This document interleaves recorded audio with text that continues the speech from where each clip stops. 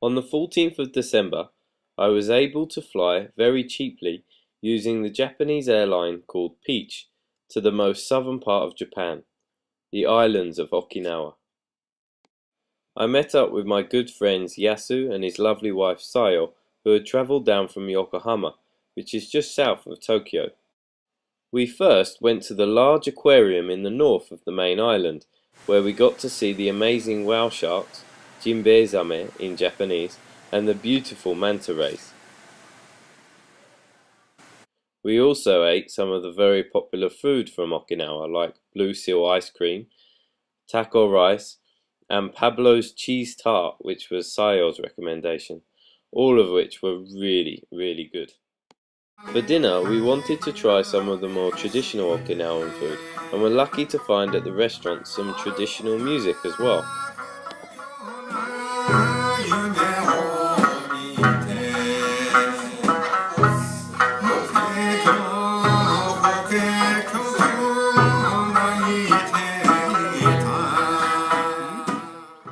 We even sampled habishu. Yes, that is an alcoholic beverage with a snake in it. The snake's name is a habu and is the most poisonous snake in Japan, and believe it or not, are usually caught by very old ladies. Now there are two ways of making this drink. The first is that the snake is drowned in the alcohol. The second is that the snake is put into ice until it passes out.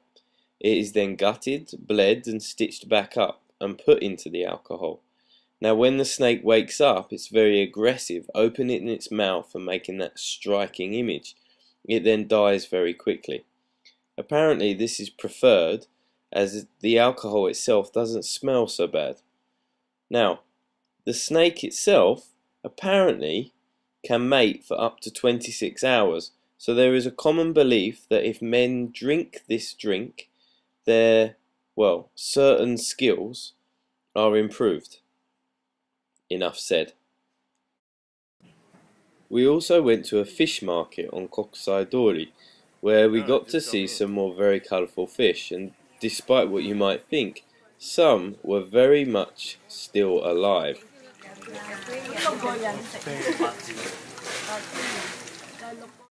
Some even had rather unusual accessories. There wasn't just fish, pig's head too, and frogs. And this guy, he kept spitting water at everybody who went past.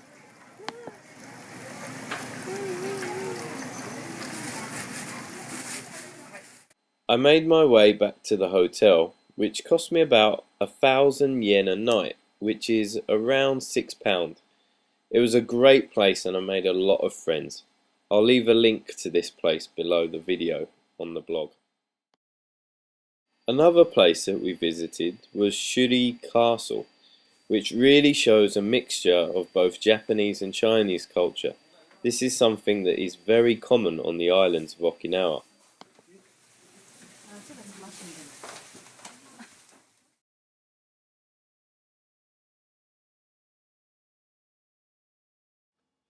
So this is Yasu with a very famous gate that's in all the photos. And this is Darth Vader, loving Okinawa. I came for a walk. It's around 1:30 in the afternoon. The weather's not so good, but today it's not raining. So I came to this garden, which is a huge mixture of Japanese and Chinese culture. And then found this cool rock feature with a pagoda at the top. But look at this, it's like a doorway, and then if you come around,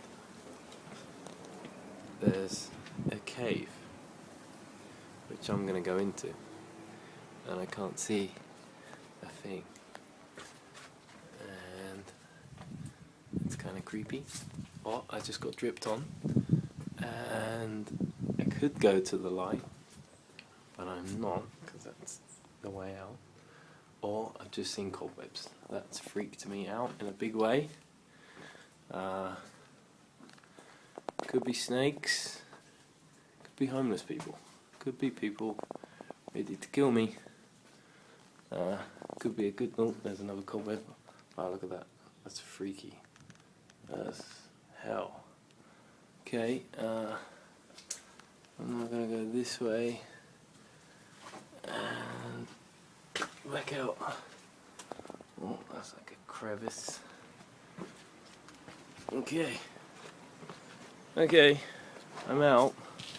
That wasn't too bad, but if any of you have seen the spiders that you get in Okinawa, I'm now checking myself to make sure none of them landed on me, because they are huge.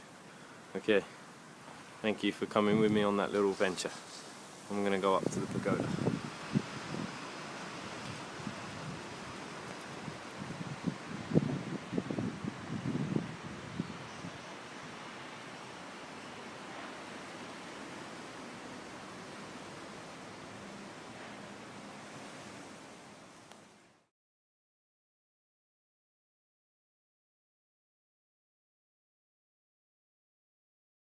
So it's said that karate was originated from Okinawa, and sadly I didn't get to train in any dojos, not this trip anyway, but I did find this guy.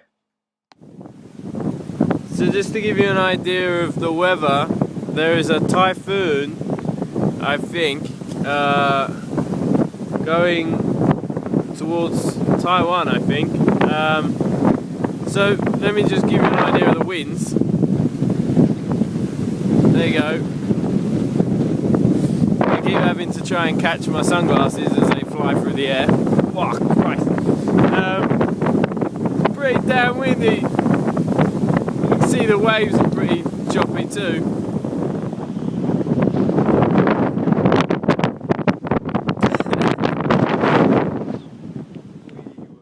The Dojo Bar. This place is somewhere I really wanted to get to. I found it by accident on the internet and was able to find it from the instructions on their website. Now, the place itself isn't that big, but it's crammed full of Budo memorabilia, and the walls are covered in messages from people from all over the world. It's a great place to go, and the vibe was really good. Everyone was really welcoming, and although it wasn't that busy when I went, judging from the photos, normally it gets quite a crowd. Of course, I had to leave my own little bit of history. I did get to meet one guy, actually from England. He was the nunchaku champion, world champion, believe it or not. It was great fun. We sat drinking all night and had a really good night. And he even gave me a nunchaku lesson in the middle of the bar. Can't get more Budo than that. This was my little bit of sandy heaven. I'd wake up every morning, take a 10-minute run down to this beach and do some aikido. And this was on the side of it. Okay, so final day in Okinawa. As you can see, the sun has come out to say goodbye. It's been windy and rainy all week, but today it's blue skies and the sea looks great. So I've just come down to the beach one more time. I'm going to go and play a little bit of golf. There's a two-story golf centre, so I've never been on a two-story one, so I'm going to go and try that. Can't play golf, but it'll be fun. Yeah, so this is the end of my trip. It's been a brilliant trip, really good trip. Met a lot of people, had a lot of good times. Most of it was unplanned. Yeah, it's sad to go, but I look forward to coming back, and definitely come back in the summer and make the most of the beaches and the islands. So I'm off to play golf. See you in a bit.